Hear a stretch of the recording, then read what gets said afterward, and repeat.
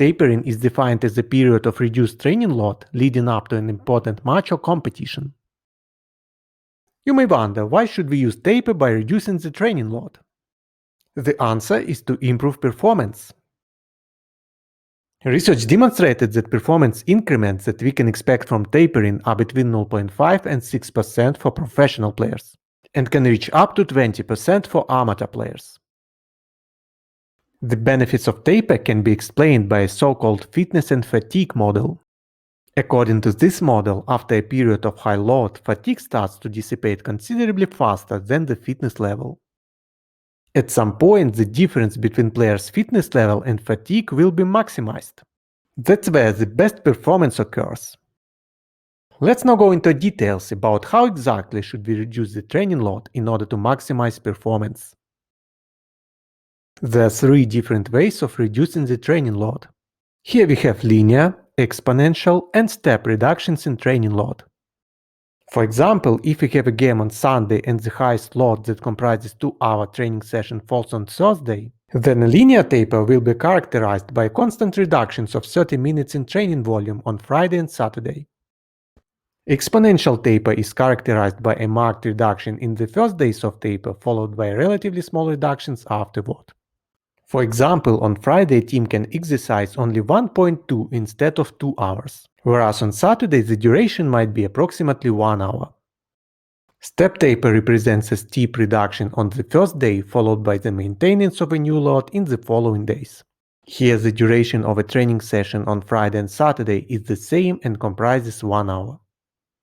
Research demonstrated that even though all taper strategies can help in improving performance, the most beneficial is the exponential taper. Let's now have a look at taper duration. If you have time and prepare your team for a World Cup, for example, an optimal taper would be a 2-week taper. This means that you should exponentially reduce the training load 2 weeks prior to the competition. However, a football team that competes every weekend has to taper only 3 days. This is not an optimal duration, but we have what we have. Let's now list the positive adaptations associated with taper. Here we have increased post strength and power and improved players' repeated sprint ability. Some players might also demonstrate an enhanced running technique, however this is true mainly for amateur players. Psychological improvements include decreased level of fatigue and perception of effort. And there is also less sleep disruption during taper. Let's now have a look at the physiological underpinnings that provide the basis for these positive adaptations. During taper, muscle oxygenation and oxygen extraction are considerably increased.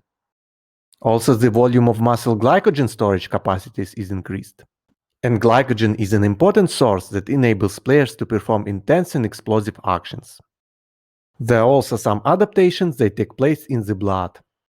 The blood's lactate concentration is increased, and it is widely known that a well-recovered and strong muscle produces more lactate than a weaker one. Players also experience a decreased level of creatine kinase, which is a special muscle enzyme.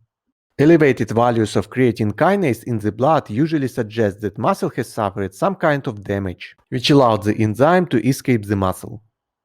Decreased levels of creatine kinase in the blood tell us that muscles are already recovered. Another positive adaptation is the increased level of red blood cells, which indicates a better oxygen carrying capacity and is essential for endurance. However, an increased amount of red blood cells can also compromise the iron status of a player. So during taper, it is recommended to additionally consume iron supplements. Okay, let's now have a look at the training load and how should we reduce it in order to maximize performance. Training load is composed of training volume, frequency, and intensity. Training volume is represented by time or duration, for example, a 2-hour training session. During taper, we need to reduce training volume. Training frequency is represented by the number of sessions, for example, 3 training sessions per week. During taper, training frequency normally should be maintained, but we'll take a closer look a bit later. Training intensity is usually represented by a percentage of a player's maximal potential. For example, we can instruct a player to run at 70% of his maximal running speed. Training intensity should be always maintained during taper. Let's first start with volume and take a closer look at how exactly we should reduce it. A typical taper comprises from 41 to 60% of reductions in training volume. For high fitness players, training reduction should comprise 41% and be longer in duration. Whereas for players of average fitness, the reduction should be 60% and of a shorter duration. This means that if a professional team has a game scheduled on Sunday and the high slot of 1.5 hours falls on Thursday, then on Saturday the team should train for approximately 50 minutes. In contrast, the duration of Saturday's training session for an amateur team should be just 40 minutes. If you have more time available, for example when preparing for a particular competition, then a professional team should taper 2 weeks, whereas amateur and players of moderate fitness level should taper only 1 week. Let's now have a look at training frequency. For professional players, training frequency should comprise from 80 to 100% of their pre-taper values.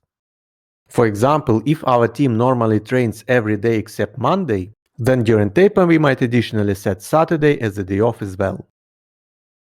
For professional players, training frequency should be maintained to prevent the loss of feel. In contrast, for amateur and unfit players, training frequency should comprise around 30–50% of pre-taper values. For example, if we take an unfit player who exercised every day except Monday, then during taper he should exercise just twice per week. And if we consider an amateur player who had 2 training sessions per week, then during taper he should exercise just 1 time per week. Okay, let's finally have a look at training intensity.